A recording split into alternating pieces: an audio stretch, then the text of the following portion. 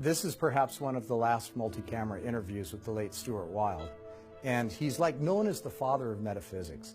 And when I sat down with him, we had this instant connection, and it was almost like the universe was telling me things that I needed to hear through him. One of the things he was talking about before the interview started was redemption. We're all here for redemption. I wasn't really sure what he meant, so that's where we started. Hi, I'm Ron James, and I'm very privileged to be sitting here with Stuart Wilde. Stuart is the author of over 20 books in the subject of metaphysics, with publishers such as Hay House. He's been writing these books for a long time. He's considered one of the world's foremost experts. Stuart, you're literally a modern-day mystic. Your experiences and what you've chosen to do with those experiences are like a shining beacon for people on their own spiritual path.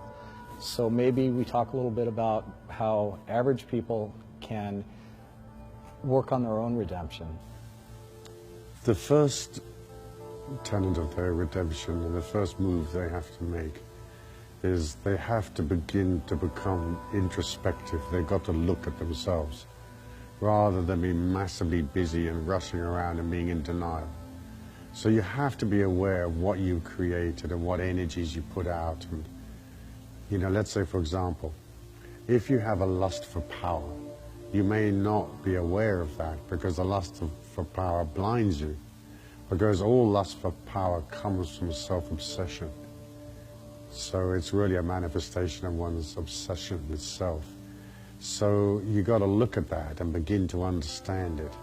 And that comes from quiet time, and it comes from introspection, it comes from trance, meditation. You have to get in touch with, like, who am I? Deep down, who am I? Not am I some great chosen something or other, you know, the great, you know, Pooh Bah on the hill. You know, deep down, what have I created in this life? How much goodness, how much kindness? How much do I focus on other people's needs and how much do I focus upon myself? Am I a predator? You know, financial predator, sexual predator?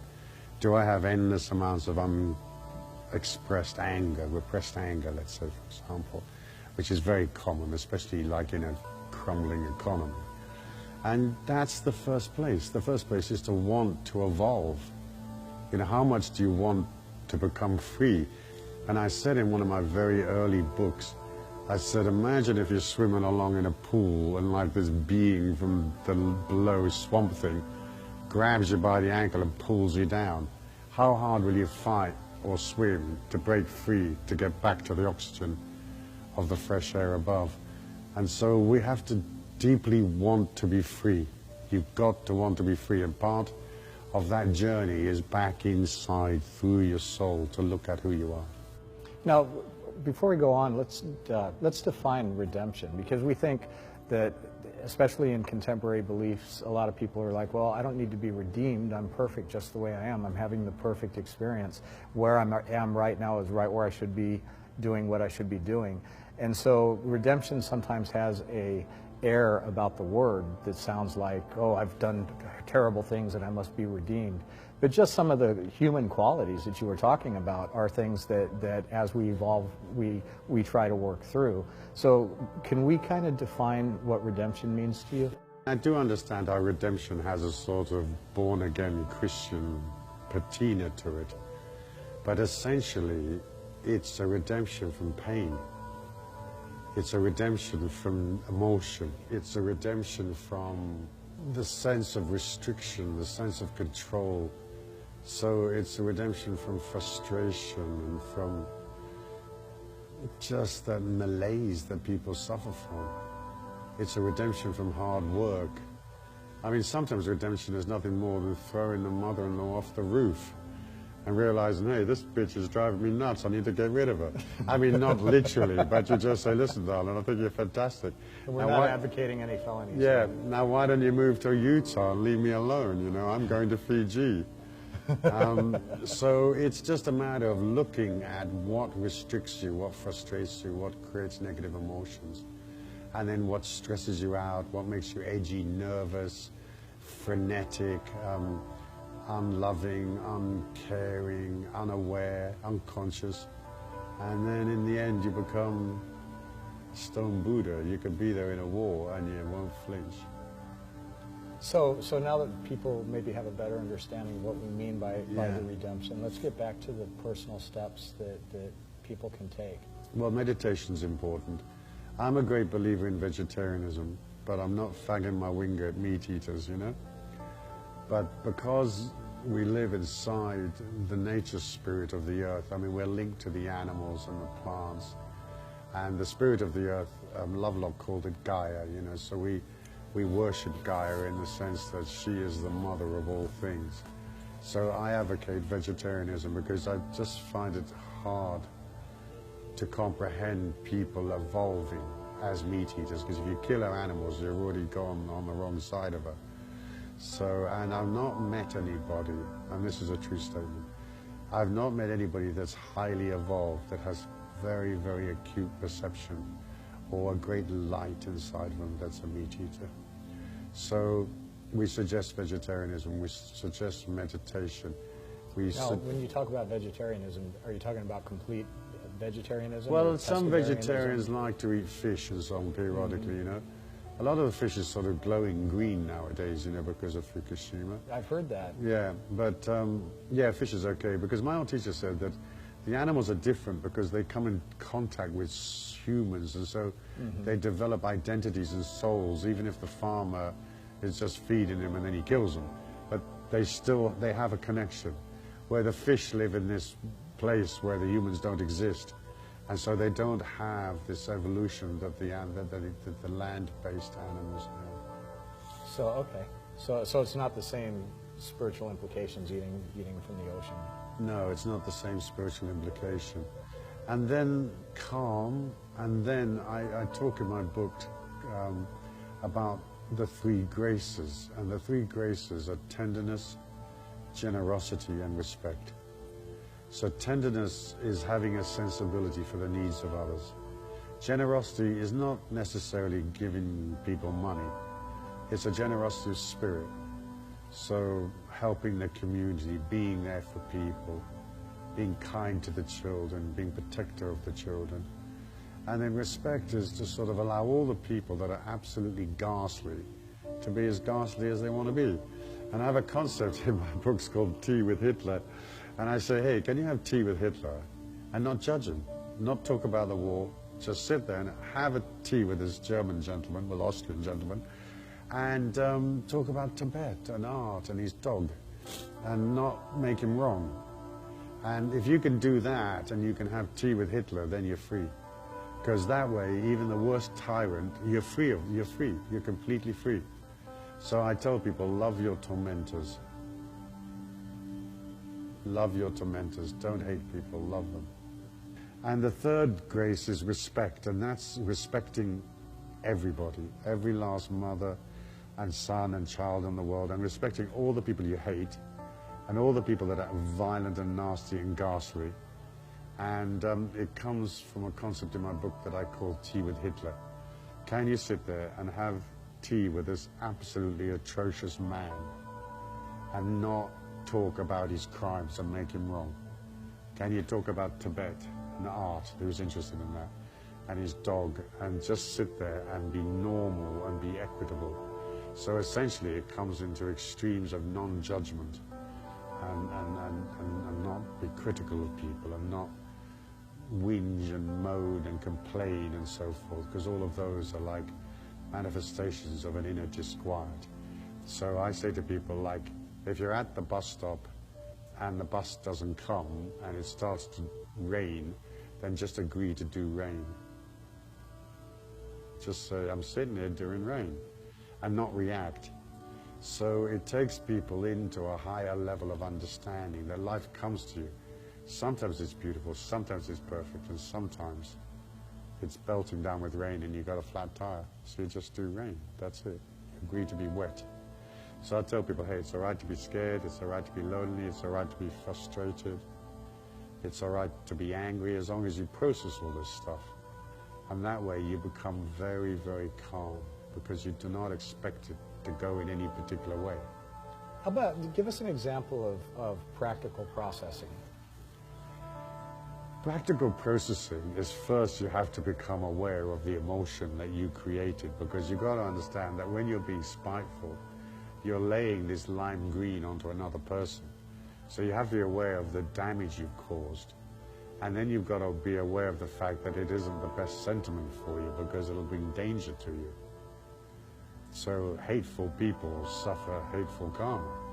So once you get involved in thinking about what karma am I creating at the moment by, say, shouting at the taxi driver, there's a bad karma in that. Even if he cut you up, let him cut you up. And I tell people, if you're in the line at the supermarket and people are in a rush, step back and let them go. You've got all the time in the world because you're eternal. So if you're playing a game of chess, make a really stupid move and lose. You know, if you're playing football, drop the pass. If you're playing in goal, you know, dive in the wrong direction. Agree to be last, agree to lose.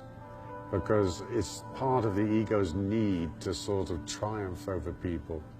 But again, that's a sort of devilish sentiment. So I'd be hopeless at the Olympics, because I mean, I wouldn't even get out of the blocks, you know. They'd be up the road and then gone home back to Jamaica before I even made it to the finish line. Agree to lose, agree to be last, agree to be nothing, because all of these things instill humility. And in the end, one of the great powerhouses of your spiritual journey, beyond processing your shadow and being kind to people, is to develop humility. That's vital. So I think that people might be unclear at this point about being nothing when, like, for instance, in your career, you've written 20 books, you've done an amazing amount of work.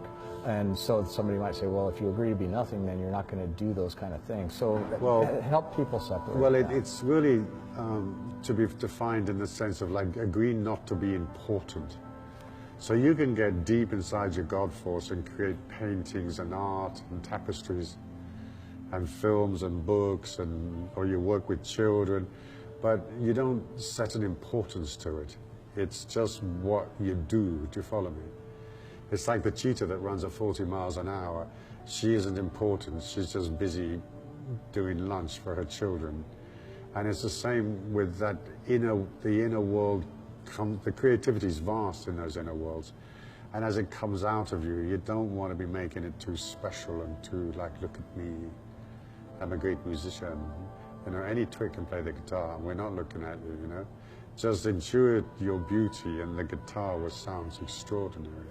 So it's another exercise in separating the ego from the higher self. Exactly, yeah. Is that being special and the need to get recognition and to feel important, that's all ego-based, but the ability to express artistically, that is a channeling or a expression of the higher Yeah, universe. if you're channeling the energies, you'll do it really quick, you know. And I met with some people today, a very famous music producer, and I had to write a song. And I wrote that song in less than 2 minutes. And I went downstairs and I said, here's your song. He loved it. It's called The Promise. But that's not because I'm a genius. It's just because if you're in touch with your inner soul, if you're in touch with that divinity, the song is already written. Because actually we're drifting backwards in time. So the book exists before you lay down the first word. All you're doing is filling in the gaps to the end of the book. And it's the same with the song. The song pre-exists you. It's already there. The song has been there since the universe began. It's just at the point where you discover the song, you sing it. So it's not like you have to think it through. If you're thinking, then it can be kind of a tedious thing. Now, you mentioned that we're moving backwards through time. Yeah. Is time an illusion, or is it? Yes. Are things all happening simultaneously, They're or all- is there a linear? No, you're completely right. Everything's happening simultaneously all at the same time. So the end is the beginning and the beginning is the end. So it's a Mobius strip, which looks like a sideways 8. Most people are familiar with that. And when you're going this way, you're going forwards in time. And as you come around the corner, you're going backwards in time. And then when you come around this corner, you're going forwards in time. And when you're going around the other way, you're going backwards in time. So you're going through this eternal loop that looks like a sideways 8. As we process what you're talking about as far as redemption, let's talk about vibrational frequencies. and how the human body vibrates in this 3D plane, in this reality, in this frequency. As you work on your own redemption and you work on your own spiritual evolution, does your actual physical vibration change? Very much so. It goes faster and faster and faster. It's not up in an elevated sense. So the idea of higher beings isn't totally right. There are wider beings. So what you're trying to do is let go and develop less and less and less restrictions and parameters and get wider and wider and wider. As you get wider, the outer edge of what you are, which let's say could be described by my hands right now, begins to bleed into these other worlds, into these other dimensions. So somebody that's like very, very wide would be 30 miles wide. But in the 30 miles, given that the other dimension starts there, I mean, the lunar mirror world's there, and then you've gone 30 miles beyond there. And so it's wideness, and wideness means a compassion, to be all-encompassing, and to live a balanced life. And again, I'm not wagging the finger, but people know when they're dysfunctional. They know when they're taking too many drugs, or they're getting too angry, or they're drinking too much, or they're taking too many risks, let's say, driving fast on the freeway when you're drunk. So it's a matter of balance. It's always a matter of balance. And in that softness and in that calm, you soon become aware when you aren't balanced. So what we're trying to do is we're trying to return back to our natural self before the programming. So suffer little children to come unto me, as it says in the Bible, is very accurate because they don't have a mind yet, They were natural. So you're looking to become natural. So that requires you to be truthful, to be able to say what you want, to, it allows you to say what you mean and mean what you say. So to be able to go through uncomfortable moments with people. And I tell people, look, if it's uncomfortable for you to say something, start by telling the person that very thing. And you say, Harry, look, it's really uncomfortable for me to say this, but when you're playing the saxophone on the roof at 3 in the morning, and I'm trying to go to work at 5:30, it's not feasible, it's not tenable, it's not fair. So when you've got to let somebody down, or when you've got to change the plan, you start by telling them how uncomfortable it is for you to let them down. Because let's face it, sometimes you're just not going to be able to make the appointment. Sometimes you're not going to be able to deliver on your promise. And that happens all the time. So we're looking to become as natural as possible. Less ego-driven, less intense, less sacrificial of the animals, less inane, less television, more walking in the forest, and more silence, more introspection. And hey, if you're living in a busy life, you may only get 15 minutes of silence every day. But hey, walk out on the lawn in your knickers and look at the moon and be silent. How do you feel about how evolving your own integrity plays into evolving your own spirit? It's very important because when a person lies, they're essentially fostering a fake self. And it's often usually linked into importance, their image, and how they're trying to convince you. But then also, it comes to this concept of specialness. They see themselves as special, so they don't have to have integrity. It's like, well, I'm so special, I don't really have to be honest. And specialness is a death avoidance mechanism. So when you see specialness in, say, rock stars or politicians or whatever, they're terribly important people, it's how they elevate themselves from death. Because the fate of the common man is to die, maybe in pain or to starve, where all the superior beings, in theory, are distanced from death because they're very special. So they're in the limousine, on the red carpet, blah, blah, blah, in the VIP lounge. And so all of that self-importance is essentially death avoidance. So a lot of that integrity thing is masking the lie of their specialness. They have to convince you that they're spiritual when deep down they may as yet still have problems that they haven't faced. So it's really easy to get very distracted in this world, and a lot of people, they feel like they don't accomplish their goals because of this or because of that. Yes. And what do you see as one of the primary causes for people that just floundering along? Well, a lot of it's to do with confusion. And confusion is a disease that affects billions of people. And so what I say is, you cure confusion by not asking questions, because you cannot be confused without asking a question first. Shall I, shan't I, will I, won't I, what if, what's going to happen next month, the next year? You know, you have to be in the now and don't ask questions.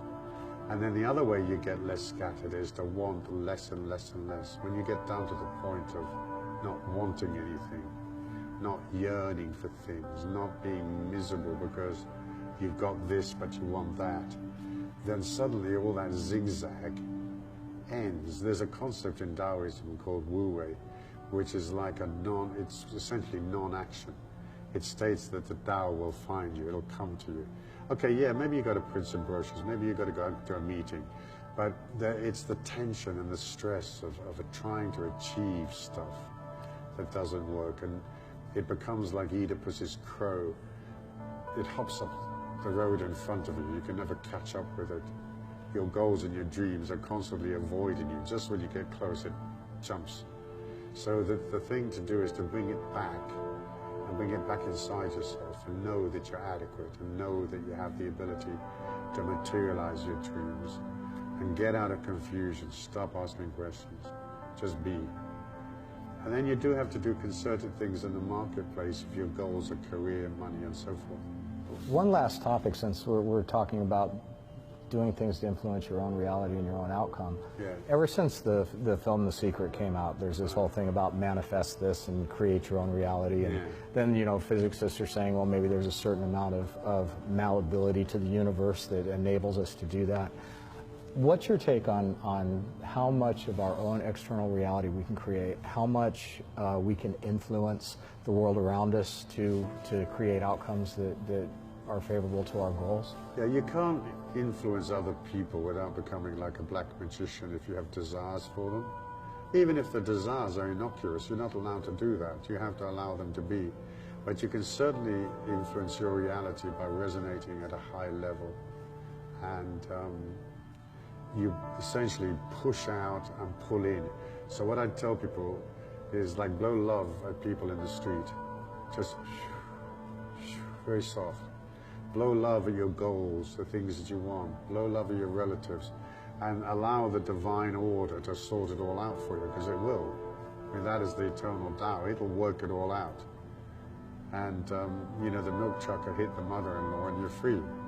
Just it'll work, it'll all be fine. It'll all be fine on the night. And so I think that you are definitely intimately connected to creating your own reality. There's no question of it. Like, I don't believe in accidents. I don't believe in chance.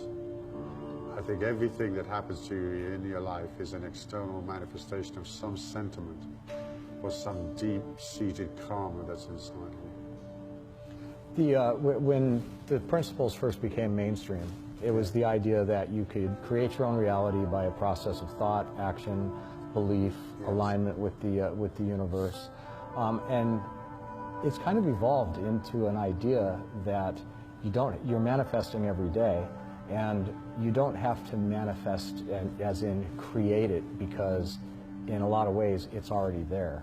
It is already there. It's already there. It's like the book's already written, the film's already made, the baby's already born. It's true, it's already there.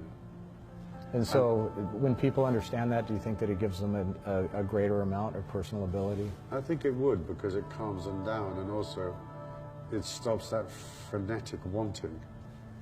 You know, it's already there, and hey, you got to be patient. It'll be there when you need it. So really, at the end of the day, it's choosing to live in a world that's made up of synchronicity, that's made up of literal magic, that's made up of things that will astound you every day at the wonder that creates them, and it's being open to that and realizing that's the kind of place we're in. Yeah, it's like choosing a heaven world or choosing a hell world. You choose. You get what you want. You pay your money and you get what you want, or what you don't want, you know, but yeah, that's absolutely. It's like if you go for the celestial, if you go for the divine, if you go for calm, if you go for the sensibilities I talked about, then it's bound to be beautiful, you know. I love that quote from the film. I can't remember the name of the film. You probably remind me, but that quote that says, it'll all be all right in the end, and if it's not all right now, it can't be the end. It's that movie. I think it's called something like The Magnificent Magnolia Hotel or something. I can't remember the name of the movie, but it's such a sweet quote, you know, because, hey, yeah, we live in a state of divine perfection, So it will be right in the end. And in the meantime, we might have to work towards making it right, perfectly right in the end, you know. So we have a beauty and we have a karma, a journey, and that resonance, who you are, goes out further and further and further the wider you get. But you have to be soft, you have to be tender, you have to be forgiving of yourself and others. You have to be non-judgmental. You can't bitch and moan and fight. You can't be a predator. You have to have the three graces: tenderness, generosity, and respect. And that's just a foundation from which all the garden will grow. Oh, the garden will grow. There's no question. Stuart, thank you. It's been a pleasure. Thank you.